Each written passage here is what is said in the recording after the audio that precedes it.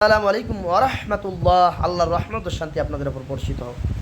আমি হেঁটে যাচ্ছি ক্লাস 7-এর স্টুডেন্টদের পাশ দিয়ে। তারা আলাপচারিতা করতেছে, কানে আসলো। তাদের আলাপচারিতা হচ্ছিল ভিপি সাদিক কায়েম ভাইয়ের বিয়ের আনুষ্ঠানিকতার জাঁকজমকপূর্ণতা নিয়ে। ভিপি সাদিক কায়েম ভাই নট অনলি জেনারেল পার্সন, উনি কোনো সাধারণ মানুষ নন। Foreign diplomatic meticulous person. উনি সেই ব্যক্তি যিনি ক্রেডিটের রাজনীতিকে ছুঁড়ে ফেলে দিয়ে দেশ ও জাতি এবং মানবতার কল্যাণে কিভাবে রাজনীতি করতে হয় সেই পলিটিক্যাল থিমকে প্রেজেন্টেশন করেছে। খুব ভালোবাসি। এর অর্থ এই না যে আমরা তার সমালোচনা করতে পারবো না, গঠনমূলক সমালোচনা আমরা করব। সমালোচনা যদি এতে চাপ বন্ধ হয়ে যায় তাহলে কিবোর্ড চালু হয়ে যায়। তো বিয়েটা হচ্ছে একটা সাবকনসিয়াস প্রসেস, ন্যাচারাল রুলস। এইটাকে আমরা এত কঠিন করে ফেলেছি যে এটার ব্যত্যয় এতভাবে মানে ঘটেছে, কল্পনাও করতে পারি না। আল্লাহ রসুল সাল্লাহ সাল্লামের সময় বিয়ে হতো, সাহাবা একরামরা বিয়ে করতো। সাহাবা একরামরা আল্লাহ রসুলকে ইনভাইট করতো না, হাদিসে আমরা পাই। এখন এর মানে এই যে আল্লাহ রসুলের প্রতি সাহাবা একরামদের ভালোবাসা ছিল না, দাওয়াত দেয়নি, এটা কোনো কথা হলো? পাশের বাসার মানে পাশেই সাহাবা একরামের বাসা, তারপরে ইনভাইট করেনি, এটা কোনো কথা হলো? রসুলের প্রতি প্রেম আছে? নাউজুবিল্লাহ। আল্লাহ রসুল বলতেছে সেই সত্তার কসম যার হাতে আমার প্রাণ, লাউ আন্না আহাদুকুম, যদি তোমাদের মধ্যে কেউ আনফাক ব্যয় করে, ত্যাগ করে, মানে আল্লাহ রসুল আবার মিসলা উদাহরণ দিতেছে, কি ত্যাগ ব্যয় করে, যে উহুদ জাহাবান, উহুদ পরিমাণ স্বর্ণ যদি আমার উম্মতের মধ্যে থেকে কেউ ব্যয় করে, মা বালাক, কি হবে না, কোনো কম্পেয়ার হবে না, কোনো সমতুল্য হবে না।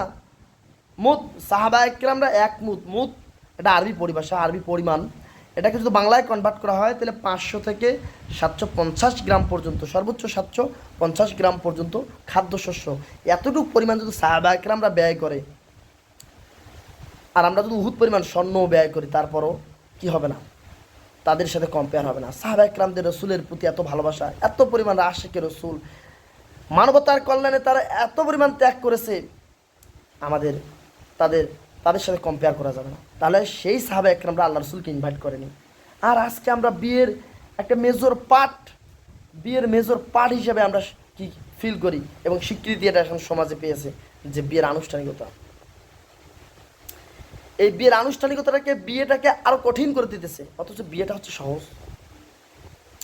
আল্লাহ রসুল বলেছে আজ এমন নিকা, সবচেয়ে মহান বিয়ে, বারাকাতান মানে বরকতময় বিয়ে হচ্ছে কি আইসারাহু, যেটাতে কি করা হয়, আইসারাহু আইসারাহু মাউনাতান, আইসারাহু মাউনাতান, যে বিয়েটাতে সবচেয়ে কম খরচ করা হয় সেই বিয়েটা হচ্ছে সবচেয়ে বড় বরকতময় বিয়ে এবং সবচেয়ে মহান বিয়ে।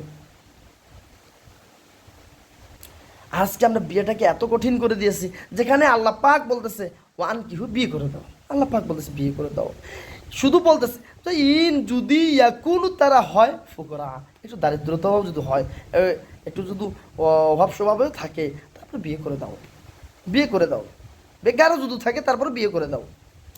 ইকুনিহুমুল্লাহ, আমি তাদেরকে, আল্লাহ পাক বলতেছে আল্লাহ তাদেরকে কি করবে, রিচ ম্যান করে দিবে, অ্যান্ড স্টেপ বাই ডে, দিয়ে দিনে দিনে তাদের ধনী করে দিবে। আল্লাহ বিয়ে দিয়ে দাও, মিন ফাদলিহি, আল্লাহর অনুগ্রহ থেকে আল্লাহ তাদেরকে স্বাবলম্বী করে দেবে, তোমরা বিয়ে করে দাও। কিন্তু আমরা বিয়েটাকে এত কঠিন করেছি যে এস্টাবলিশড। আর ভাই, একটা পুরুষ কখন এস্টাবলিশড হয়? আপনি কখন এস্টাবলিশড হয়েছেন? আপনি যে মেয়ে দিতেছেন না, কখন এস্টাবলিশড হয় একটা পুরুষ? একটা অর্ধাঙ্গিনী জীবনটা তখন কমপ্লিট হয়। একটা মেয়ের কি আল্লাহর এক প্রত্যেকটা পদচরণে, একটা পুরুষের সফলতার প্রত্যেকটা পদচরণে একটা মেয়ের কি থাকে, সহযোগিতা থাকে, ভূমিকা থাকে, সাহস দেয়, প্রেরণা যোগায় এই নারী। তখন সে ডে বাই বিয়েটা এরকম কঠিন করে দেওয়া হয়েছে। আসলে একটা যখন ছেলে সম্ভাবনাময় দেখে বিয়ে দেন, যে ভালো কিছু করতে পারবে, আপনারা ভালো কিছু করতে পারবে এরকম ছেলেকেও মেয়ে দিতেছেন না। এই ছেলেটা যখন